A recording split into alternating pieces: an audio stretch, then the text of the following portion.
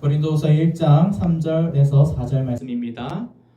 같이 읽겠습니다. 시작. 찬송하리로다. 그는 우리 주 예수 그리스도의 하나님이시요 자비의 아버지시요 모든 위로의 하나님이시며 우리의 모든 환난 중에서 우리를 위로하사 우리로 하여금 하나님께 받는 위로로서 모든 환난 중에 있는 자들을 능히 위로하게 하시는 이시로다. 아멘. 자리에 앉아 주시길 바랍니다. 오늘은 위로하게 하시는 이라는 하나님의 말씀의 제목으로 담임 목사님께서 하나님의 말씀을 전해 주시겠습니다. 큰 은혜 받으시기를 축복합니다. 여러분, 제가요 이곳에 교회를 세우고 수많은 어려운 문제들을 겪었습니다. 그 중에 어려웠던 것들이 물난리였어요. 물난리. 첫 해에 제가 이사 오기 전에 교회는 세워졌고 이사 오지 아니하고 출퇴근을 할 때였습니다. 어느 날 비가 많이 오는 날이었습니다. 자다 일어나니까 비가 너무 많이 오는 거예요. 그때가 한 2시 반 됐을까 그랬어요. 그때 제가 차를 몰고 그 빗속을 뚫고 이곳에 왔습니다. 와서 교회를 다 점검하고 보니까 3층에 물이 막 새들어왔어요. 그래서 그것을 닦고 그리고 쓰레바지로 그것을 물을 담으면서 정신이 하나도 없었습니다. 어떤 날은요 천장에서 새는 것을 어떻게 찾을 방도가 없는 거예요. 화장실을 뜯어놨는데 화장실에서 새는가 싶어서 뜯어놨는데 그것을 찾지 못해서 한 달 동안 화장실을 쓰지 못한 날들도 여러 번 있었습니다. 추워지니까 오수관이 터져버렸어요. 오수관이 여러분 뭔지 아죠? 오수관이 확 터져버린 거예요. 그래서 그것을 또 고치느냐고 또 업자를 불러서 그것을 고쳤던 날들도 있었습니다. 또 어떤 날은 하수도가 막혀서 도저히 물을 쓸 수가 없었어요. 그래서 아무것도 할 수 없는 정지 상태에 있었던 날도 여러분 있었습니다. 아파트에만 오랫동안 살았던 저로서는 이런 경험들이 처음이었고 이것들을 어떻게 해결해야 될지 너무나 답답하고 답답했습니다.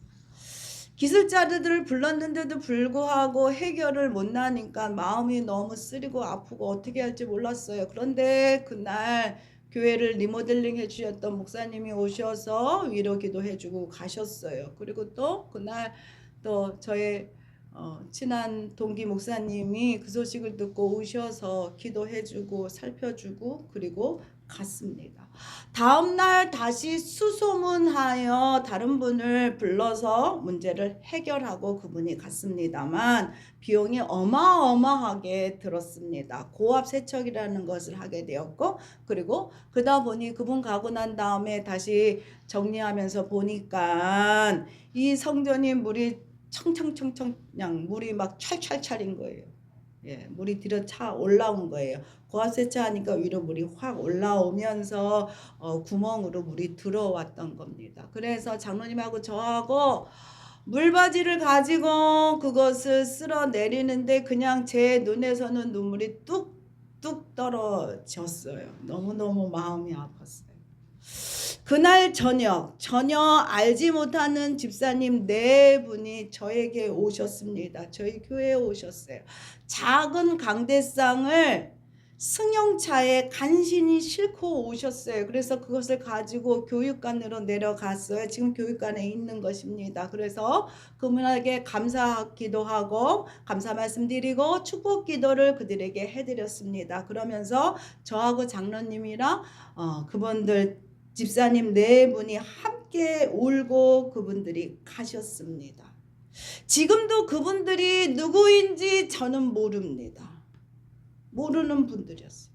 제가 아는 것은 그분이 말씀하시길 일산 근처에서 작은 사업장을 운영하시는 분이셨습니다. 그분들이 그런 걸 만드는 분이 아니셨어요. 그런데도 불구하고 그분들이요 그것들을 만드셨다는 거죠. 저희를 갖다 주려고 이미 만들어 놓은 게 있었답니다만 저희보다 더 필요한 곳이 있어서 먼저 그것을 보냈답니다. 저희 거를. 그리고 나서 다시 그것을 만드셨답니다. 강대상을 다시 만들었어요. 그래서 가져왔다고. 그러면서 그분 하시는 말씀이 너무 늦어서 죄송합니다 그러는 거예요. 너무 늦어서 죄송합니다. 그분들이 죄송할 거 하나도 없잖아요. 그런데 너무 늦어서 죄송합니다 그러는 거예요. 그래서 제가 그랬습니다. 늦어진 지금이 가장 적당한 때였습니다. 그랬습니다. 오늘 저를 위로하기 위해서 하나님은요 때를 맞춰서 늦추셨던 거지요. 여러분, 하나님의 때를 맞추어 하나님은요 위로의 천사를 보내셨던 것입니다. 여러분 믿으십니까? 아멘. 그날 저녁 기도하면서 제가 그랬습니다. 주여 어찌합니까? 내가 할 수 있는 것이라면 더 할 수 있겠지만 제가 도저히 할 수 없는 부분을 하나님께서 아시나니 나를 좀 불쌍히 여겨주세요. 하나님 앞에 그리 기도했어요. 교육자 한 사람으로, 헌신된 교육자 한 사람으로 하나님의 일을 할 수 없음을 뼈저리게 느꼈습니다. 기도하며 나의 부족함을 하나님 앞에 회개하고 하나님 앞에 도움의 손길을 구할 때 하나님이 저에게 이런 말씀을 주셨어요. 네 잘못이 아니야. 하나님이 그런 말씀을 주셨다는 겁니다. 여러분, 우리는요 나의 잘못이 아닌데도 불구하고 억울하게 피해를 당할 때가 있습니다. 내가 잘못하지 않았는데도 불구하고 쫓겨 도망가야 될 때가 있다는 겁니다. 여러분, 다윗은요 일찍이 하나님께 택함을 받은 자예요. 다윗이요. 여러분, 택함을 받은 자라는 것은 뭐냐? 복을 받을 자잖아요. 그렇죠. 그런데도 불구하고 그가 복을 받기는커녕 도망자의 표적이 되어서 그가 도망가야만 했어요. 그리고 가진 고초를 당하야만 했습니다. 그것도요 그자를 다윗을 힘들게 한 자가요 남이 아니에요. 외적도 아니에요. 가족입니다. 가족. 나를 더 이해할 수 있는 자예요. 같은 동질감을 가지고 있는 자로서 서로 더 배려했을 수 있는 자였는데 불구하고 그것이 도리어 원인이 되고 질투가 되어서 쫓고 쫓기는 자들이 됩니다. 사울과 다윗은요 여러분 아시지만 하나님께 다 기름 부음을 받았던 자들입니다. 그런데 불구하고 둘이 성향이 완전히 달랐다는 겁니다. 하나님을 믿는 믿음도 너무나 달랐어요. 우리는요 너무나 쉽게 또한 우리가 은혜를 잃어버리고 살아갈 때가 너무나 많다는 거지요. 올챙일적 시절을 우리가 잊어버립니다. 지금 나는 스스로 이 자리에 내가 있다고 생각한다는 거지요. 그리고 그 자리를 지키기 위해서 이 자리가 어떤 자리인데 내가 이 자리를 내가 어떻게 왔는데 하면서 할 수 있는 방도를 다 찾아서 그 자리를 사수하려고만 하지요. 사울은 그런 사람이었습니다. 너무도 일반적인 우리의 모습이었어요. 사울이 우리 모습입니다. 여러분, 사울이요. 그는요 은혜를 잃어버린 자였으며 자신만을 사랑한 자였습니다. 그리하여 자신을 위해서라면 어떠한 희생도 대수롭지 여기지 않았다는 겁니다. 자신에게 도움이 되지 않은 자는 누구든지 처단한다. 죽이리라. 그렇게 맘먹은 자였다는 겁니다. 그리하여 그의 표적이 된 자가 여러분 다윗이었어요. 그는 제거돼야만 되는 자였어요. 그러면 그가 누구입니까? 여러분 사울의 사위였어. 사위. 가족이라는 것도 중요하지 않아요. 가족도 중요하지 않아요. 내게 불필요하면 죽이는 거예요. 죽이는 거 없애버리는 거예요. 어떻게라도 그를 죽이려고만 그가 둘렀다는 겁니다. 그래서 완벽하게 자기 자리를 유지하기를 원했다는 거예요. 그는 자신만 너무 사랑했다는 겁니다. 그러다 보니 그 욕심이 화를 만들었어. 다윗을 도와주었다는 이유로 인하여 사울은요 노베에 있는 제사장들을요 거의 다 몰살을 시킵니다. 사무엘상 22장 18절 읽겠습니다. 왕이 도액에게 이르되 너는 제사장들을 죽이라. 에돔 사람 도액이 돌아와서 제사장들을 쳐서 그날의 세마포에 온 이후자 85명을 죽였고 85명이나 죽였답니다. 여러분 첫 번째, 상황이 어려워도 사명을 감당하는 자를 하나님은 바라보십니다. 아멘. 다윗은요 도망자 신분이 되어 숨게 되었지요. 그런 와중에서도 다윗을 쫓아오는 자들이 있었답니다. 그런데도 불구하고 그 어려운 속에서 이 사명자가 그 무거운 책임을, 자기도 지금 죽기 살기 언제 죽을지도 모르고 오늘 먹을 것도 없고 내일 먹을 것도 전혀 없는 상황 가운데 있었는데도 불구하고 자기를 쫓아오는 자들을 다윗이요 어루만졌다는 겁니다. 그 무거운 책임을 다윗이 버리지 아니하고 거부하지 않았다는 겁니다. 그는 하루하루 살아가는 것이 어려운 상황인데도 불구하고 자신이 아닌 백성을 생각하고 자신의 사명을 감당했다는 겁니다. 어찌 보면요 우습기 짝이 없지요. 우습지요. 우스워 보여요. 지 목숨도 지가 지키지 못하고 도망다니는 주제에 지가 대장이라고 사람들을 끌고 다니면서 그 사람을 살펴 아이고 그렇게 말할 수 있는, 한심스러워 보일 수 있는 상황입니다만 여러분 이 모습을 우리도 따라가야만 합니다. 지 주제를 알아야지 지도 어려운 지도 주제에 뭘 돌아보고 뭘 나눠주고 그래. 여러분 이것은요 세상 건세에 묶인 자들의 이야기입니다. 지 주제를 알지만 그런 속에서도 나눌 수 있는 자가 복을 받습니다. 아멘. 다윗은요 그일라 지역이 블레셋의 침략으로 고통을 받는 것을 그냥 넘길 수가 없어요. 지도 한번 보겠습니다. 그일라라는 지역은 블레셋과 가까이 있는 지역입니다. 그래서 여러분 그런데도 불구하고 도망자로서 자기의 생명도 위태로운데 그들을 돕기를 원했다는 거예요. 이 다윗이. 그러할 때 함께했던 자들이 뭐라고 얘기하냐면 모두 다 아니에요. 그러면 안 돼요. 우리가 그럴 때가 아니잖아요. 그러지 마세요. 다 반대했다는 거예요. 다.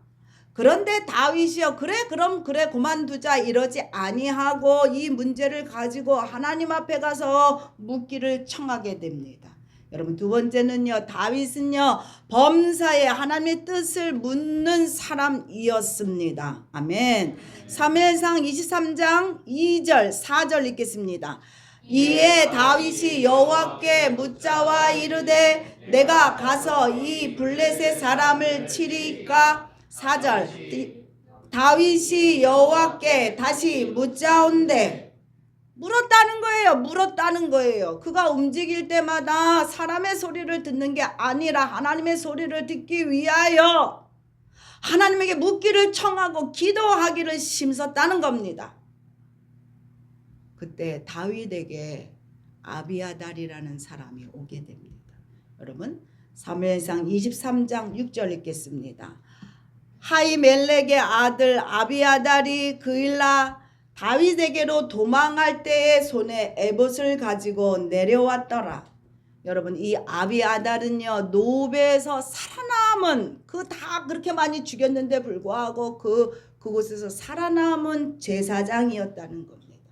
그래서 에봇을 가지고 다윗에게 왔다는 겁니다. 왜? 다윗을 중보하기 위하여, 하나님의 뜻을 함께 구해주기 위하여 돕는 자를 보내셨다는 거지요. 다윗은요 사울을 피하여 도망하면서 철저히 낮아지고 목숨을 유지하면서 인간의 무기력함을 깨달았습니다. 그러면서 하나님만을 의지해야 되겠다라는 생각이 그가 절실히 느꼈다는 거죠.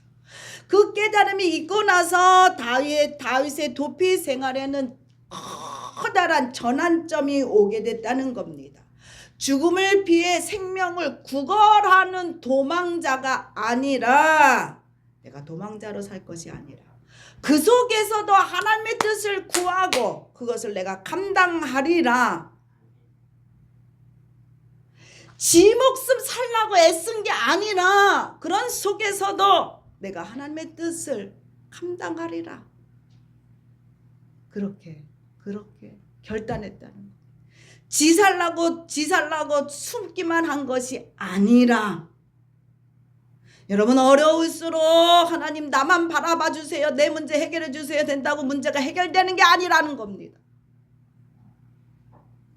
그러자 다윗을 도울 협력자들이 모여지기 시작했죠. 그리고 다윗은요 그 어려움 속에서 기도하는 자가 되었습니다. 철저히 하나님의 뜻을 따르는 자가 되었다는 겁니다. 그리고 하나님 앞에 말씀하시면, 하나님이 말씀하시면 모든 자들이 아니요 할지라도 이 다윗은 제가 움직이겠습니다. 철저히 말씀 앞에 순종했다는 거예요. 말씀 앞에. 반면 사울은 하나님께 묻지 않고 순종하지 않았죠. 자기 생각, 자기 뜻에서 따라가는, 자기 뜻만을 따라가는 일반적인 자와 똑같았습니다. 처음부터 사울이 그랬느냐? 사울도 그러지 않았습니다만 그가 권력을 갖고 힘을 갖다 보니까 변질되었다는 거예요. 다윗이요 그릴라는 지역을 구했을 때 왕인 사울은 기뻐해야만 되지만 사울이 기쁘지 않았어. 도리어 그릴라를 구하려고 그가 군사를 몰고 그릴라 지역을 간 것이 아니라 그릴라를 구원한 다윗을 잡자고, 전투에서 승리한 대장을 잡자고 사울이 군사를 모집했다는 겁니다. 이때 다윗은요 사울의 군대가 들어오기 전에 아비아달과 함께 하나님 앞에 구하기를 원합니다. 뭐라고 구하느냐? 그릴라 지도자들이, 그릴라에 있는 그 지역에 있는 지도자들이 자신을 사울에게 넘길까요? 하나님, 사울이 정말 나를 죽이려 여기까지 올라올까요? 지역으로 내려오는 거죠. 내려올까요? 그렇게 하나님 앞에 다시 물었다는 겁니다. 여러분 어떻게 하나님 말씀하셨겠어요? 놀랍게도 하나님께서는요 다윗이 목숨을 걸고 구원한 그릴라 사람들이 배반할 거라고 말씀하십니다. 사무엘상 23장 12절 읽겠습니다. 다윗이 이르되 그릴라 사람들이 나와 내 사람들을 사울의 손에 넘기겠나이까 하니 여호와께서 이르시되 그들이 너를 넘기리라 하신지라. 다윗은요 목숨을 걸고 블레셋에서 그들을 구출시켰어요. 그러면 나를 살려준 자를 위하여 100번이고 감사해야지요. 나를 살려준 자를 위하여 내가 다시금 그에게 은혜를 갚아야만 되지요. 그런데 그렇지 않다는 거예요. 우리 속담에 목숨을 살려줬더니 보따리 내놓으라는 그런 속담이 있잖아요. 자신의 이익을 위하여 다윗을 사울의 손에 그대로 넘겨줬다는 겁니다. 은혜를 도리어 원수로 갚는 사람들의 자기 중심적인 모습, 이기적인 모습이 여러분 우리네 모습이에요. 우리네. 그 사람의 모습이에요. 세상에는요 이렇게 허탈한 일들이 일어납니다. 그럴 때 우리는요 그것들을 보면서 탈진할 수밖에 없지요. 무기력증에 빠지게 됩니다. 여러분 그렇기 때문에 사람 믿고 살면 안 돼요. 하나님을 믿으셔야 돼. 사람은요 사랑할 존재입니다. 사랑하셔야 돼. 사람은요 그냥 사랑하셔야 돼. 내가 줬는데 이 정도 줬는데 그럼 이 정도 해야지. 여러분 그렇게 생각하면 아니 됩니다. 그냥 사랑하셔. 그렇게 꿋꿋하게 버텼던 다윗도 무너졌다는 거예요. 배신으로 말미암아 어쩔 수 없이. 그래서 이 다윗이 광야로 도망치게 됩니다. 사울은요 포기하지 않았죠. 계속적으로 다윗을 쫓아가게 됩니다. 사무엘상 23장 14절 읽겠습니다. 다윗이 광야에 요새에도 있었고 또 십광야 산골에도 머물렀으므로 사울이 매일 찾되 하나님이 그를 그의 손에 넘기지 아니하시니라. 여러분, 세 번째는요, 이런 다윗을 하나님은요 우리가 전혀 예상하지 못한 방법으로 위로하십니다. 아멘. 사무엘상 23장 16절부터 18절 읽겠습니다. 사울의 아들 요나단이 일어나 숲풀에 들어가서 다윗에게 이르되 그에게 하나님의 힘있게 의지하게 하였으니 곧 요나단이 그에게 이르기를 두려워하지 말라. 내 아버지 사울의 손이 내게 미치지 못할 것이요 너는 이스라엘의 왕이 되고 나는 내 다음이 될 것을 내 아버지 사울도 안다 하나니 두 사람이 여호와 앞에 언약하고 다윗은 숲풀에 머물고 요나단은 자기 집으로 돌아가니라. 하나님은요 다윗을 위해 누구를 예비했느냐? 요나단을 보내게 됩니다. 여러분, 요나단이 누구냐?